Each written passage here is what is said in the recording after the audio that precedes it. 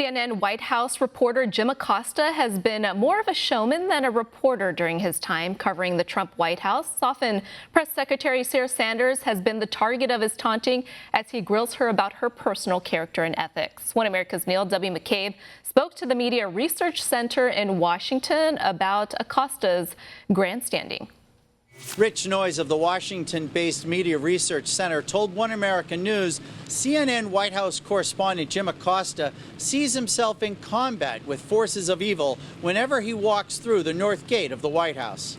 What Jim Acosta is doing is using his position as a White House correspondent to use the televised White House briefings as a prop in his theatrical crusade against the Trump administration. Here is Acosta the showman from the back of the East Room, after President Donald Trump spoke about the tragic shooting at a Maryland newspaper. Journalists, like all Americans, should be free from the fear of being violently attacked while doing their job. But as the president left the room, he would not specify whether this is only a pause in his battle against the press. Mr. President, will you stop calling us the enemy of the people, sir? He's not asking fact questions about what the government is doing on a daily basis. He is attacking the White House press secretary for not saying what CNN once said.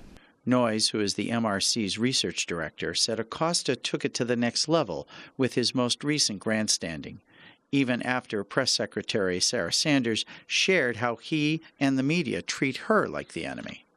The media has attacked me personally on a number of occasions, including your own network, said I should be harassed as a life sentence, that I should be choked. ICE officials are not welcomed in their place of worship, and personal information is shared on the internet. When I was hosted by the Correspondent Association, of which almost all of you are members of, you brought a comedian up to attack my appearance and call me a traitor to my own gender. In fact, as I know, as far as I know, I'm the first press secretary in the history of the United States that's required Secret Service protection. The media continues to ratchet up the verbal assault against the president and everyone in this administration, and certainly we have a role to play, but the media has a role to play for the discourse in this country as well. And sir, if you don't mind, if I may follow up, excuse me, you did not say in the course of those remarks that you just made that the press is not the enemy of the people. Are we to take it from what you just said, we all get put through the ringer, we all get put in the meat grinder in this town, and you're no exception. And I'm sorry that that happened to you. I wish that that had not happened. But for the sake of this room, the people who are in this room, this democracy, this country, all the people around the world are watching what you're saying, Sarah, and the White House for the United States of America, the President of the United States should not refer to us as the enemy of the people. I appreciate your passion. I share it.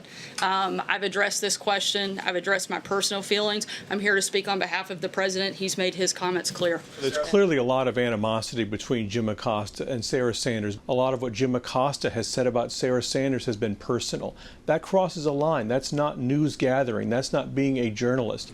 President Donald Trump clarified that he does not believe that all media or reporters are the enemy of the people, rather the ones just pushing the fake news.